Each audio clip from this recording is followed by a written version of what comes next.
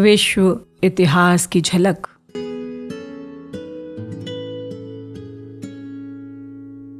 पाँच जून 1932 को लिखा गया ये पत्र हमें बताएगा कि चीन में किस तरह सुंग वंश की स्थापना हुई और किस तरह चीन ने मंगोलियों को अपनी संस्कृति में मिलाकर उन्हें चीनी बना दिया। आज हम बात करेंगे चीन के और सुदूर पूर्वी देशों के बारे में। हम पश्चिमी एशिया, भारत और यूरोप के बहुत से परिवर्तनों की चर्चा कर चुके हैं।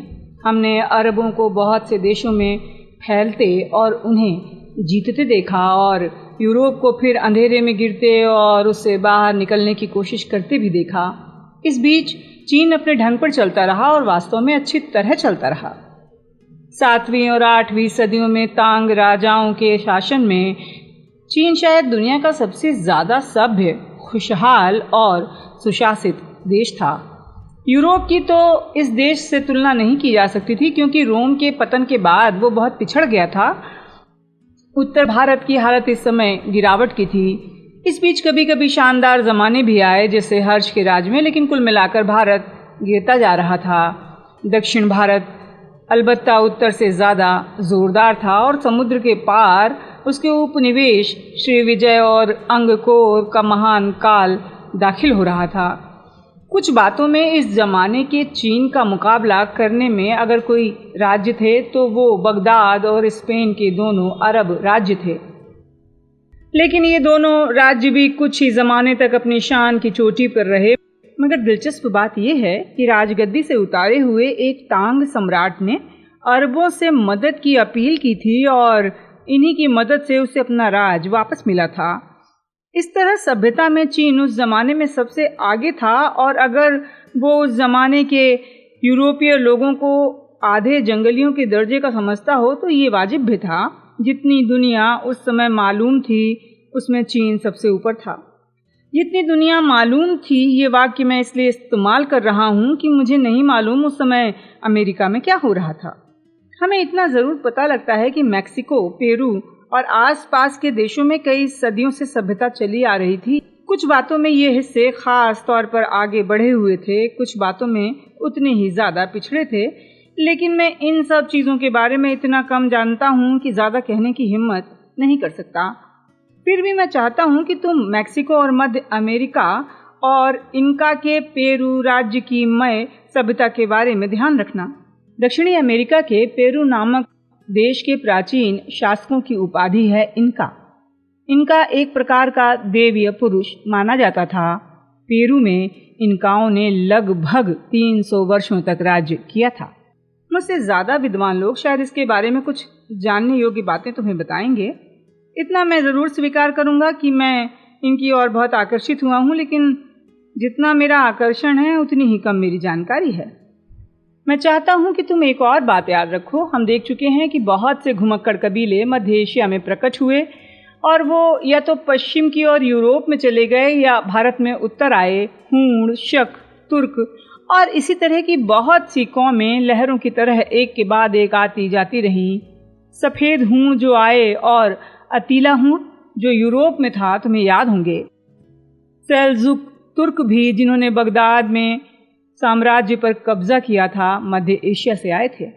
इसके बाद तुर्कों की एक दूसरी शाखा के लोग, जिन्हें उस्मानी तुर्क कहा जाता था, आए और उन्होंने कुंसुनतुनिया को आखिरी तौर पर जीत लिया और वो ठेठ वियना के दरवाजे तक जा पहुँचे।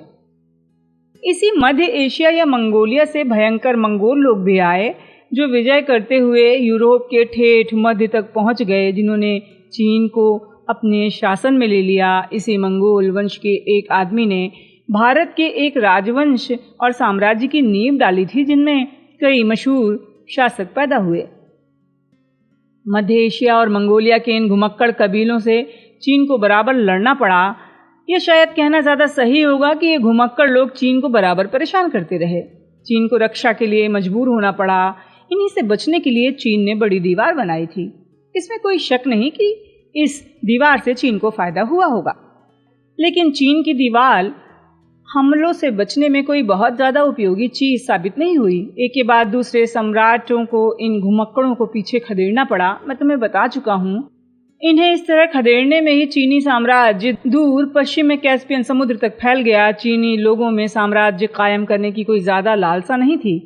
इनके सम्राटों में से कुछ साम्राज्यवादी थे और दूसरे देशों को जीतने का हौसला रखते थे, लेकिन अन्य कौमों के मुकाबले चीनी लोग ज़्यादा शांति प्रिय थे और ये लड़ाई या दूसरे मुल्कों को जीतना पसंद नहीं करते थे। चीन में विद्वानों और योद्धाओं का आदर होता था। चीन का साम्राज्य यदि कभी कभी बहुत बढ़ गया तो उसकी असल वजह ये थी कि उत्तर और पश्चिम की ओर घुमक्कड़ कबीले बराबर उन्हें कूंचते रहते, हमले करते रहते, जिससे चीनी लोग झुंझला उठते। शक्तिशाली सम्राट इनसे हमेशा के लिए छुटकारा पाने के लिए इन्हें बहुत दूर पश्चिम की ओर खदेड़ दिया करते। इस ढंग से वो सवाल को हमेशा के लिए हल तो नहीं कर पाए, लेकिन उन्हें राहत जरूर मिली। पर यूँ चीन निवासियों को जो राहत मिली उसका खामियाजा अन्य मुल्कों और कौमों को उठाना पड़ा, क्योंकि जिन घुमक्कड़ों को चीनी भगाते थे वो दूसरे देशों पर हमला करते। इसी तरह भारत आए और बार बार यूरोप गए। चीन के हन सम्राटों ने हूणों, तातारियों और दूसरे घुमक्कड़ों को अपने यहाँ से खदेड़ कर दूसरे देशों में पहुँचा दिया और तांग सम्राटों ने तुर्कों को यूरोप को भेंट में दिया था। अभी तक तो चीनी लोग इन घुमक्कड़ कबीलों से अपनी रक्षा करने में बहुत हद तक सफल रहे, लेकिन अब हम उस जमाने की चर्चा करेंगे जब वो इसमें सफल नहीं रहे।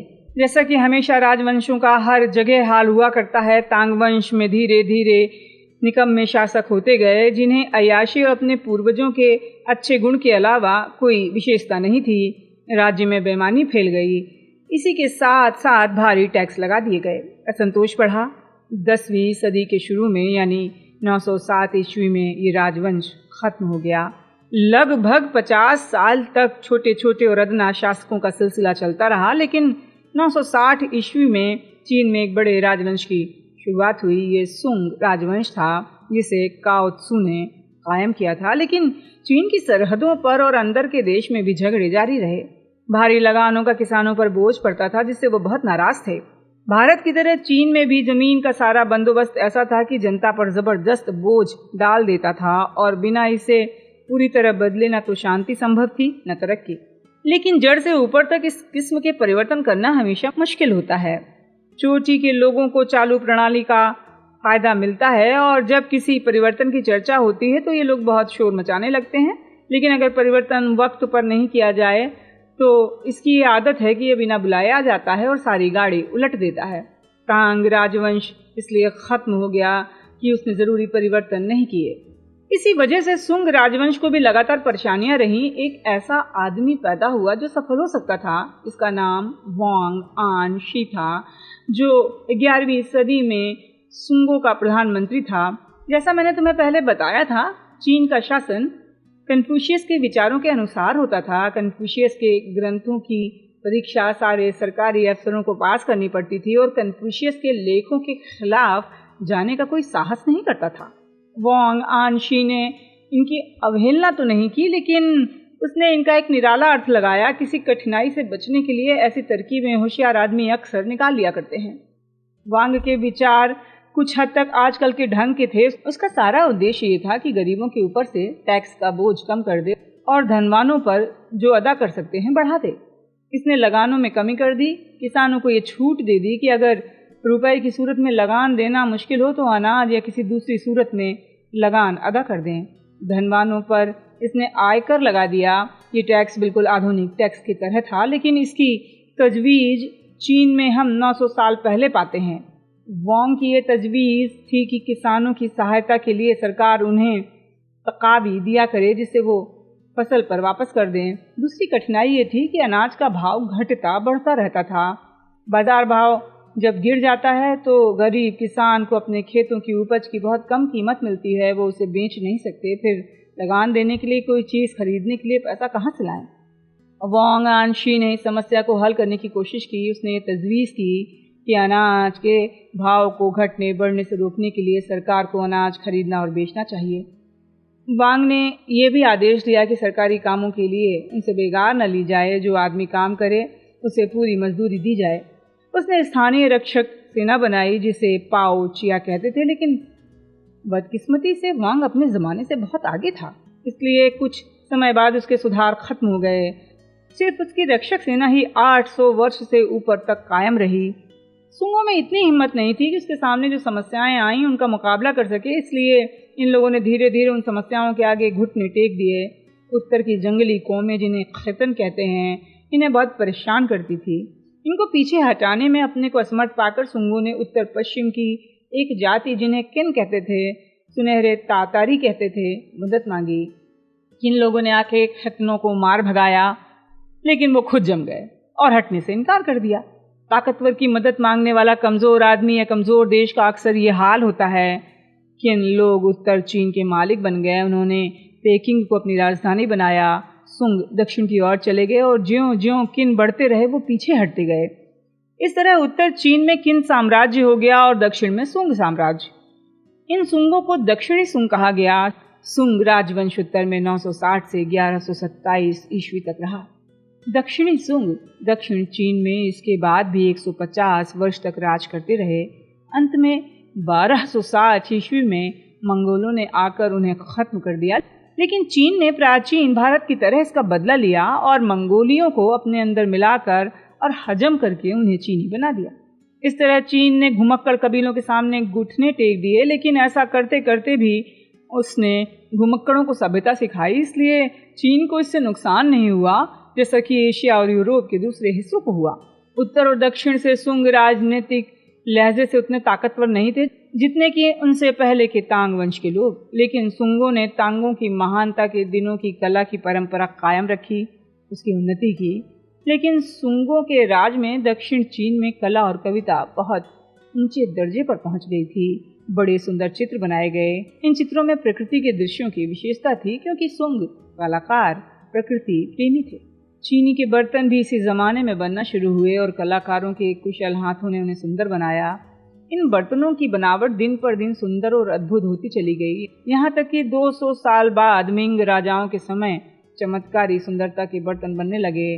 मिंग युग के बने हुए चीनी के कलश आज भी दिल को खुश करने वाले दुर्लभ चीज समझे जाते हैं।